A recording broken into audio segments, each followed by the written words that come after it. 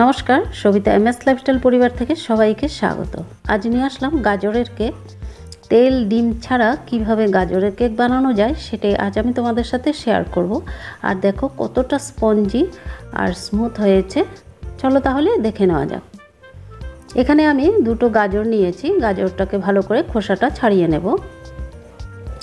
গাজরের দুই মাথা ভালো করে কেটে নিচ্ছি। অবশ্যই গাজরের খোসাটা ভালো করে ছাড়িয়ে নিতে হবে। খুব ভালো করে খোসাটা ছাড়িয়ে নিলাম, নিয়ে এখন ধুয়ে নিয়েছি। এখন আমি একটা গ্রেটারের সাহায্যে গ্রেট করে নেব। আর গ্রেটারের যে মোটা ছিদ্রটা আছে সেটা দিয়ে কিন্তু আমি গ্রেট করে নিচ্ছি। দেখো গ্রেট করা হয়ে গেছে, ঠিক এরকম হতে হবে। এখন চলে আসলাম ওভেনের কাছে।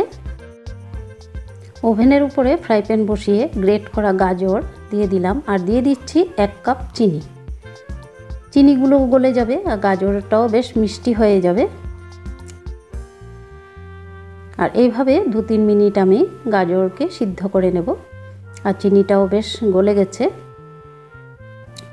এখন নিয়ে নিলাম এখানে 200 গ্রাম ময়দা। ময়দা আমি কিন্তু ভালো করে চেলে নিয়েছি, অবশ্যই চেলে নিতে হবে। আর দিয়ে দিচ্ছি এখানে 1/2 কাপ গুঁড়ো দুধ। আর দিয়ে দিচ্ছি বেকিং পাউডার 1/2 চামচ। বেকিং সোডা দিয়ে দিলাম 1/2 চামচ। আর দিয়ে দিচ্ছি দারচিনি 1/2 চামচ গুঁড়ো। এখন আমি এই শুকনো উপকরণগুলো খুব ভালো করে মিশিয়ে নেব। খুব ভালো করে মিশিয়ে নিলাম। এখন গাজর যে সিদ্ধ করে নিয়েছি চিনি দিয়ে দিলাম। এখন আমি এগুলো খুব ভালো করে মিশিয়ে নেব।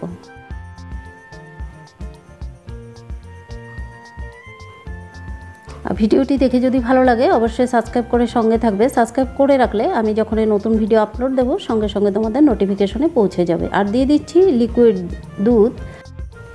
খুব একটা পাতলা করা যাবে না, তাহলে কিন্তু কেকটা ফুলবে না। দিয়ে দিচ্ছি ভ্যানিলা এসেন্স। যদি তোমাদের হাতের কাছে ভ্যানিলা এসেন্স না থাকে তোমরা কিন্তু এলাচ গুঁড়োও দিতে পারো। আর দিয়ে দিচ্ছি ফুড কালার। এখানে হলুদ রঙের ফুড কালার ব্যবহার করেছি। তোমরা চাইলে ফুড কালারটাও কিন্তু এখানে স্কিপ করতে পারো। এখন আমি এটা একটা সাইডে রেখে দিলাম।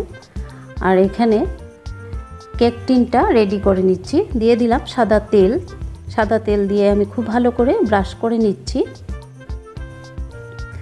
দিয়ে দিলাম এর উপরে, যদি বাটার পেপার নাও থাকে তোমরা সাদা কাগজও ব্যবহার করে নিতে পারো। আবারও একটু তেল দিয়ে ভালো করে ব্রাশ করে নেব।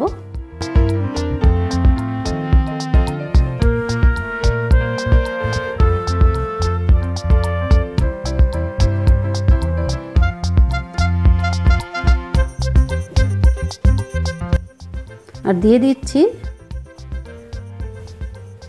কেকের যে মিশ্রণটা তৈরি করেছি দিয়ে দিলাম। দিয়ে ভালো করে ট্যাপ করে নিচ্ছি যাতে ভিতরে কোনো বাবলস জমা হয়ে না থাকে। আর দিয়ে দিচ্ছি কড়াইটার উপরে লবণ আর একটু হাই হিট করে নিয়েছি। এখন আমি কেক টিনটা বসিয়ে দিলাম, দিয়ে ঢাকা দিয়ে দিয়েছি। আর এখানে যে ফুটোটা আছে এটা আমি একটা লং দিয়ে বন্ধ করে দেব।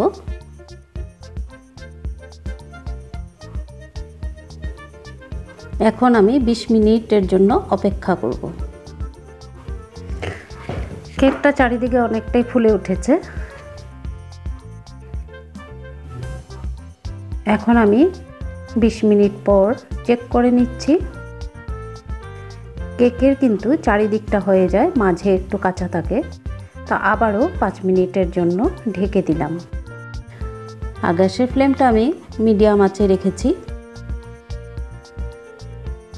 দেখো একদম ক্লিন বের হয়েছে। এখন আমি নামিয়ে নেব।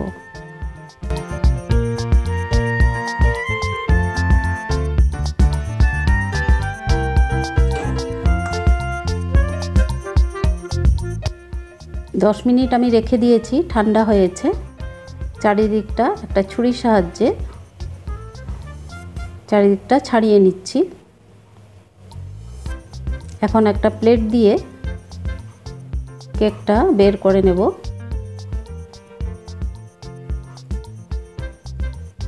কাগজটা যে দিয়েছি কাগজটা উঠিয়ে নিচ্ছি। তোমরাও বাড়িতে এভাবে অবশ্যই একবার ট্রাই করে দেখতে পারো, খুব ভালো লাগে, বাচ্চা বড় সবারই কিন্তু খুব ভালো লাগবে এভাবে বানিয়ে নিলে। দেখো কতটা স্পঞ্জি হয়েছে, চারিদিকটা খুব সুন্দর হয়েছে।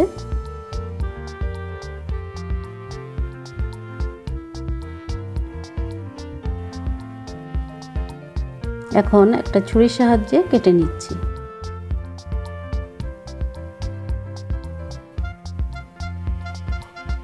দেখো কত স্পঞ্জি হয়েছে, ভিতরে যে গাজরের যে লেয়ারগুলো দেখতেও কিন্তু খুব সুন্দর হয়েছে।